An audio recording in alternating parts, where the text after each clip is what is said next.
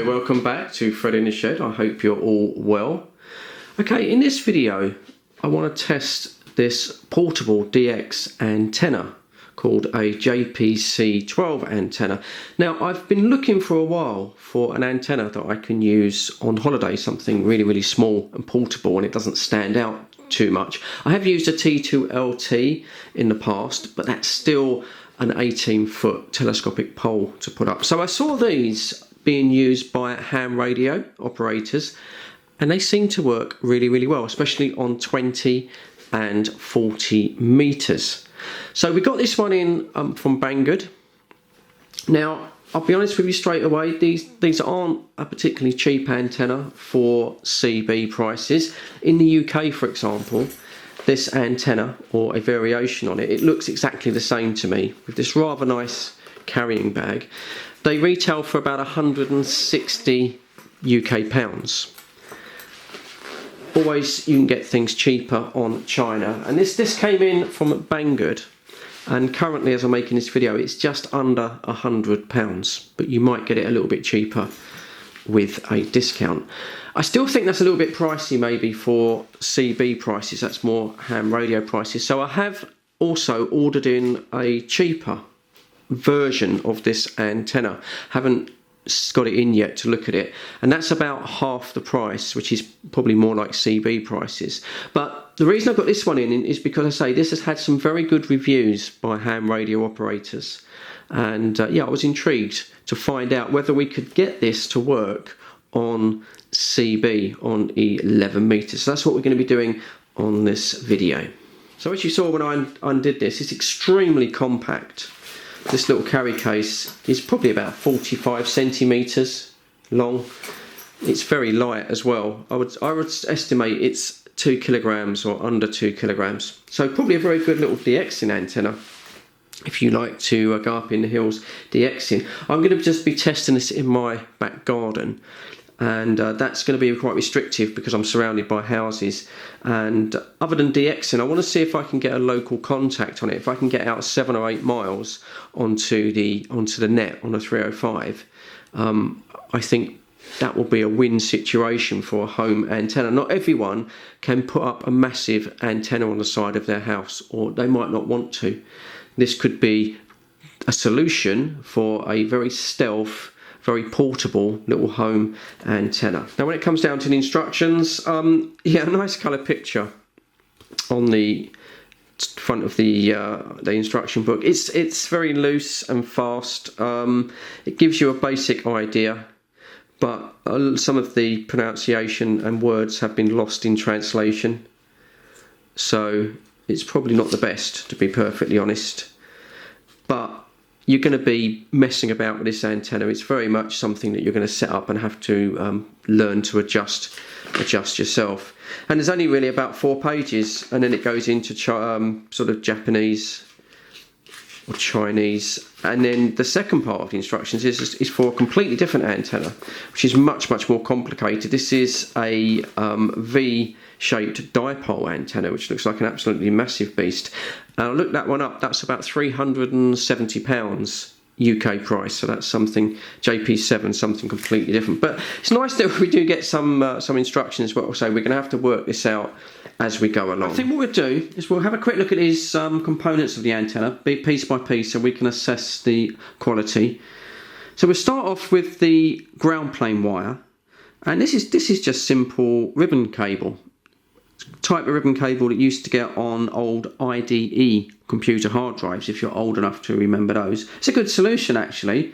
And what we'll do when we get outside, we'll spread these out. I think there's about 8 strands. It says in the instructions that you can do them in pairs, so you can do 4, and that's normally enough to get a decent ground plane. Now obviously with 11 meter CB, it's a little bit more difficult than ham radio, where they're normally using wire horizontal polarized antennas, and most people on CB are using vertical antennas, and especially on FM it tends to be ground wave and line of sight, whereas ham radio is more skywave, which we would call DXing. So this antenna is probably really good for DXing, but I probably will struggle to get local contacts, well, using ground wave, but this will certainly help. but we'll find out when we go outside. So that's quite good. Next thing on the antenna is the aluminium spike, which goes in the ground. This has got two purposes. This will obviously support the antenna, stop it falling over, but it also acts as a grounding point, again, which will help with our ground wave. Made out of solid aluminium. It says there's no, in the instructions, it says there's no electroplating on it, and there's obviously no lacquering or anything like that, so we should get a good contact. I mean, ideally, in an ideal world, probably would have been nice if this would have been made out of copper, but obviously everything has to be built at a price. But yeah, hopefully that will work. Next we have the base of the antenna. That contains the SO239 50 ohm antenna connector. This is the heaviest part of the antenna. This feels very much like it's quite rugged, solid aluminium, although I imagine inside there would be some, I imagine a nylon sleeve or something to insulate it. But yeah, this is actually really nicely made. It's got this knurled effect here, which hopefully you can see on camera. You're going to have to get quite a grip on this, because this is how we're going to push that ground spike into the ground now. Also has this printed fake carbon fibre effect, which is, you know, it's fine. It looks okay. You've got the specs of the antenna on here. They're in Chinese, but we can work them out. So the maximum transmit power it's saying is 100 watts, which is quite unusual, because these are normally QRP, 10 or 15 watts. So to handle 100 watts is quite unusual. It's also saying the SWR here, it's saying 1.3. I think that's on 40 meters. I'll be honest with you, if I can get the SWR to 1.5 on 11 meters, I'll be happy with that. I'm not expecting a perfect SWR. Then there's the tuning range, and that's 7 up to 50 megahertz. So that's all the way up to 6 meters, I think, and everything in between. So it covers 10 meters, so it should cover 11 meters. Okay, impedance 50 ohms. Fully extended length of the antenna with everything is 410 centimeters. It is obviously adjustable depending on what band you want. And this weighs, the whole antenna weighs 1.4 kilos, so very light. So yeah, this is actually a nice piece of kit. Threads look good. It is hollow, I imagine, but it does feel quite substantial. Then comes the bulk of the bottom part of the antenna, because this is a centre loaded antenna, and we have 4 of these hollow aluminium bars. These are, I think, 32 centimeters long, just under 2 centimeters in diameter there across the width. They're very nice, actually, printed, coated to protect them from weathering. Nice thread. Yeah, they look pretty decent to me. Then we come to this rather interesting looking thing. If I can get it out. This is what is called a multi-band inductive coil, or a sliding regulator in the instructions, whichever one you want to choose. To me, it's it's basically a coil, a centre-loaded coil.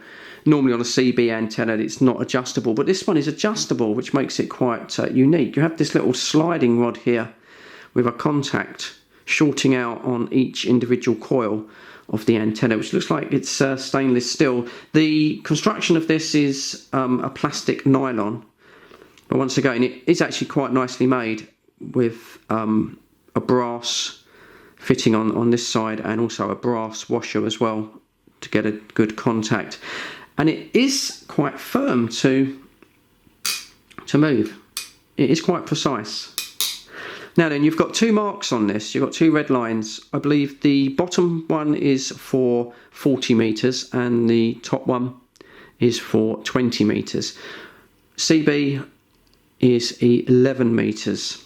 Now, there are some very basic Pidgin English, oh sorry, top the camera there. There are some very basic Pidgin English instructions written in the book, and it doesn't really sort of help you. So you're going to need to use a VNA, an analyzer. I've got a little nano that I'm going to use, and we're going to have to experiment with this. But if that's 20 meters, I think that we're probably going to have this right up the top there to bring the antenna into tune.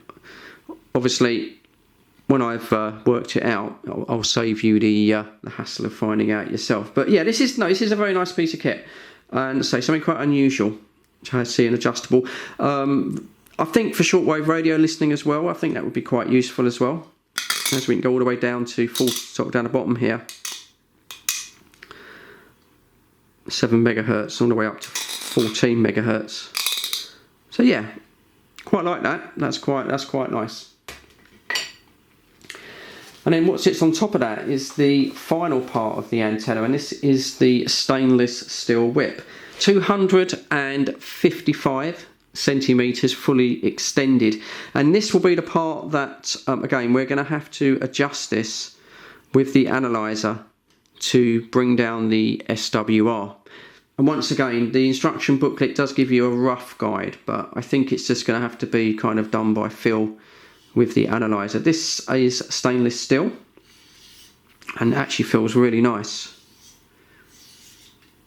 Yeah, feels very nice quality indeed, and nice to see that it has a brass fitting on the bottom there, so that we're going to get a good contact. So that's everything that you get in the case, and yeah, at this point of the game, overall, very impressed with the build quality. So the next thing now will be we'll go outside, we'll set it up. I need to find my little nano VNA analyzer, and then we'll see how easy or how difficult it is to try and get this into tune on 11 meters.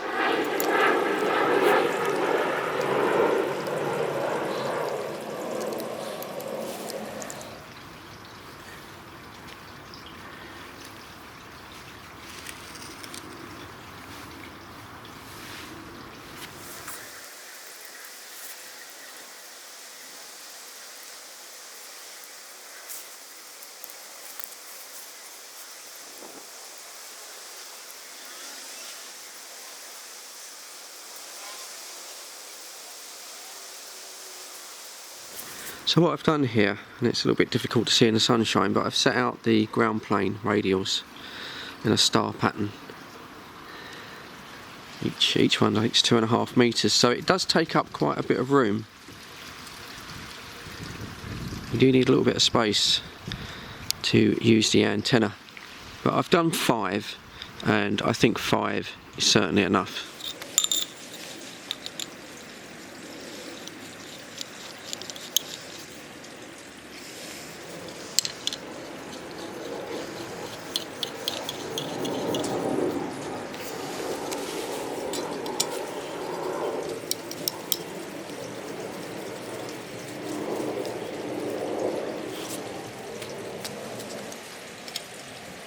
Just before we use the analyzer, I'll just step back and give you an idea of the size of the antenna. It's not too bad actually. It's probably about half the size of a TLT, because it's a quarter wave it's going to be, isn't it? And you can see it going up. It's quite stealth. You wouldn't really notice this from another garden or anything. So if I get this to work effectively, this could be a great little stealth CB antenna. Right, I've got the little nano VNA connected. Now these things are notoriously bad to film because they have a highly reflective screen for some reason. I've got a couple of these and they're both the same. So let me get a cover over the nano and see if I can get a bit on video. But it's looking a little bit high at the moment with the whip fully extended. Right, hopefully you can make that out. So you can see I've got a fairly flat SWR curve, and it's showing about 3.5. which obviously isn't acceptable. So I've got a little bit of work to do. So what I'm going to do is I'm going to gradually reduce the telescopic part of the antenna a few centimetres at a time, and then see how that affects the SWR. And then if that doesn't work, I will try to see if I can reduce it by adjusting the loading coil. Well, it's kind of interesting. I've actually had to collapse 4 sections of the antenna, and almost 5 when you look at that. So it's not very long now, but that's got my SWR down to 1.5. If I adjust the center coil, the loading coil here, the moment I move this, the SWR shoots right up. Let me show you on the meter what I've got. Right, so hopefully you can see that. So yeah, it's showing 1.55 on 27300. I can get it down to I can get it down to 1.45, but that seems about the lowest as it'll go. Now I'm quite happy with that SWR, but I'm a little bit surprised that I've had to reduce the length of the telescopic whip down so much. So what I'm going to do as an experiment is I'll measure the whip as it is, so I know how to come back to this. And I'm going to take the centre loaded coil out and then see what that does, because I'm not so sure that the coil is really doing too much at the moment. So let's get on with that. Right, so this is now fully extended 255 centimetres without the coil, and we're back to an SWR, I know you can't really see it on the screen, of about 3.5.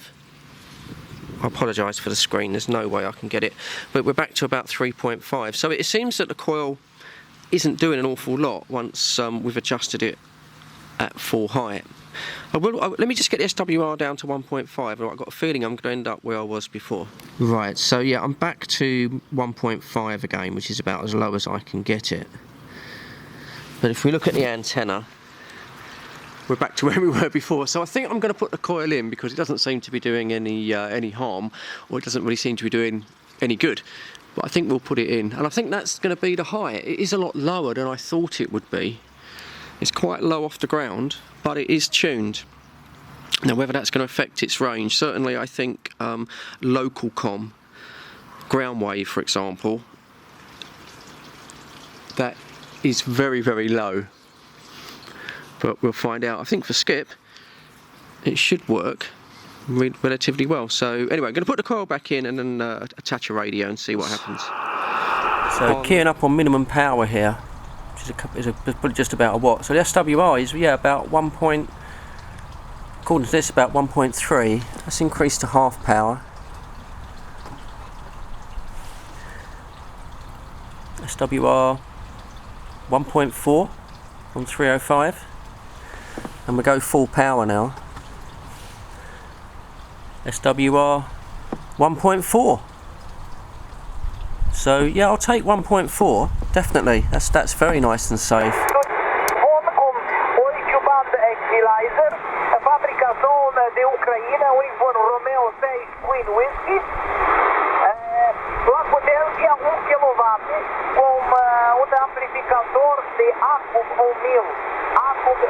For a long time, so I know I had to dry it out. There was moisture all through it. And, I don't know what that transformer is. David, no problem at all, my friend. I've got 100% on that last over. Have a lovely day there. Happy DX, and we'll catch you another time. Lima Tango 727 London. Lima Tango 727 London. Lima Tango 727 London. Charlie Tango 1664 giving you a call. Yeah, got you, Fred. Sorry to break in on your little QSO there. I'm running a little outside antenna and wonder if you could give me a radio report from St Albans. Yeah, that's Fred, isn't it? That's Fred, yeah, you're giving me about a 10 over 9 there, Fred. I'll take those flowers. And whereabouts is your QTH? I'm in Elstree, Hertfordshire. Oh, do you know, Dave, you sound different. Sorry, Dave, it's you, innit? Yeah, I'm on a completely different radio, Dave. I'm running a little outside antenna. And so, sorry, you sound different. I thought you would have recognised the call sign there, Fred. Sorry, I've just been flicking about on the radio there. Oh right, that's great. So what do I normally give you? Dave, like on the big net? What was the reading normally? I think you're plus 20, maybe plus 30 on the ISO.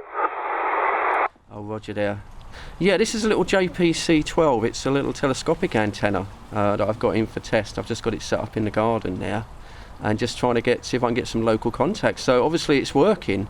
And I'm getting quite a good SWI on it. So yeah, I'm really, really pleased with that, Dave. Thank you for the report. Yeah, what's the radio, Fred? Right, I'm on a Radio Oddity QT60. Okay, so that's a 7900 straight out the back, and pushing about 40 whiskies out of that on a peak. I say into a little JPC 12, which is a very small telescopic antenna with a long wire sort of ground plane that you stake out in the back garden, basically. Back to you, Dave. Yeah, roger, mate. Yeah, audio's really good. How tall was the antenna? Really not very tall at all. I would say it's just over 2 metres off the deck. I really had to shorten it. I was a bit surprised because it should go a lot longer than that, but I couldn't get the SWR down. So I'm looking at it now. I'm just over, probably about 2 metres 20 off the deck, Roger. 2 metres 20, yeah, no problem. Yeah, got you really good, Fred. It's working well, mate. Oh, that's great. Well, I say lovely to hear your voice, and thank you for the radio report. You'll be on video if that's okay. Yeah, no problem at all, Fred. Yeah, well done for putting up the other video up, the 43 years one. That was good. Really good, mate. Yeah, I've got to get out. Have a good day. Thank you, Dave. And yeah, good DX to you. Enjoy the rest of the weekend, buddy. Cheers. I'll catch you later. 73. Nice one, mate. 10-10 till we do it again. So that was previously Echo Dave there, 727 Lima Tango. I couldn't ask for a better radio report. So as you heard, I normally give him plus 20 into Elstree. It's 8 miles away, and I'm giving him plus 10 on this little antenna. So I'm quite made up with that. I'm going to change radios now. I'm going to try the QT80, or the latest version of the CRT 9900. This has got just a little bit more power on sidebound. Now I know that the antenna has a very safe SWR. Wiki, Coca-Cola, when a wiki. The old Coca-Cola. Stop, 17. Ok, vai. Positivo sabato. Ho ascoltato l'amico 161 Oscar Sierra 517. 1 Alpha Tango 260 Sude Italy Pepe Roger. UK, 26 Division, London, UK. Un momento, Pepe. Aspetta, io chiudo, Pepe. Tu sì che sei divisione, pardon, scusa, for me, 1 Alpha Tango 029 QRT, ok? 101 Oscar Sierra, 101 Oscar Sierra, 516. 64, is that correct? That is correct, sir. Yes, 26 Charlie Tango 1664, 20 kilometres, capital city of London, England, QSL. Okay, I think I got that. 26 Charlie Tango 1664. You're not too strong. I do have some QM and a bit of splitting from other frequency, but on the clear you're about 57. I got that you are from London. Go ahead. QSL, yes, you're about 5x7, using a portable antenna, 2 metre portable antenna. What is your location, please? What is your location? Back to you.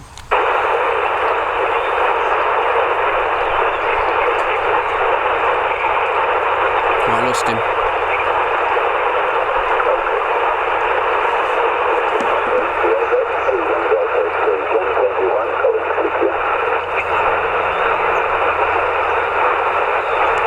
Oh, that's a shame. I lost him. A lot of interference on the channel there, but it worked. I got out. Definitely got a report back from him.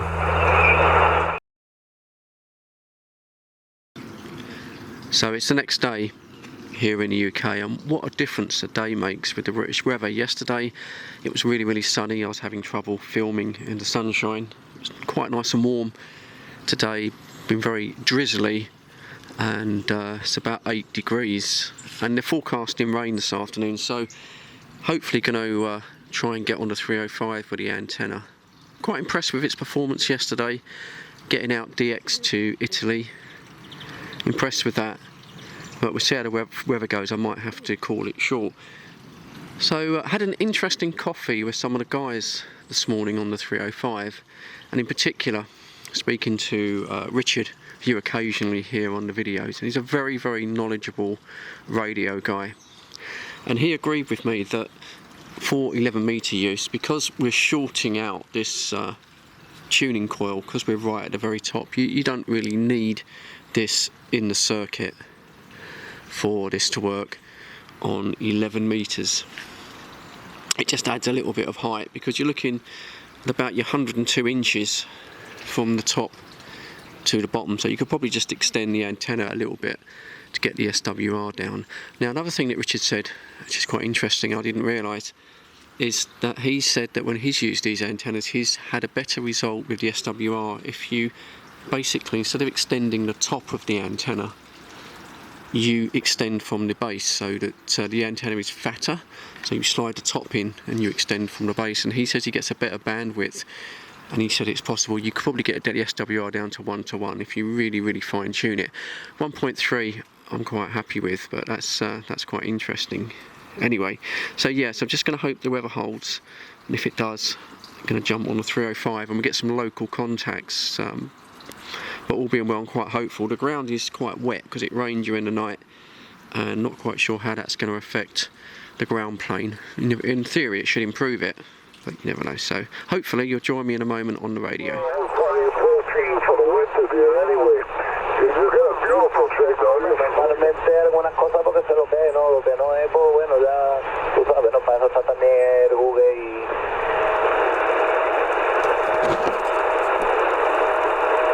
Yeah, Charlie Tango, 1664, given 4428 a call.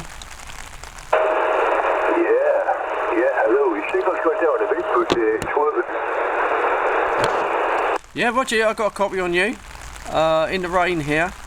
But yeah, so how's the audio sound? Does it sound okay?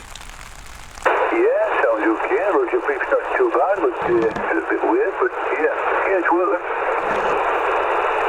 It's not bad, is it? That's just a couple of meters off the deck there, and steady 1.3, 1.4 SWR. So pretty good for a local com there. Back to you, Dan. Yeah. Well, we've been safe. I mean, picking up the channel. Yeah, pretty good signal. Getting quite a bit of noise though. Doesn't help that it's raining.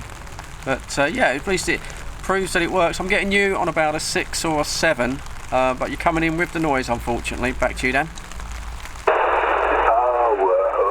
Never mind. At least we know it works. Okay, Dan. I'm going to shut up shop on this one, and then give me about 10 minutes, and then I'll be back in the main shack. Thank you for the radio report. Yeah, you're welcome. Catch you in a bit. Yeah, but you don't get washed, do you?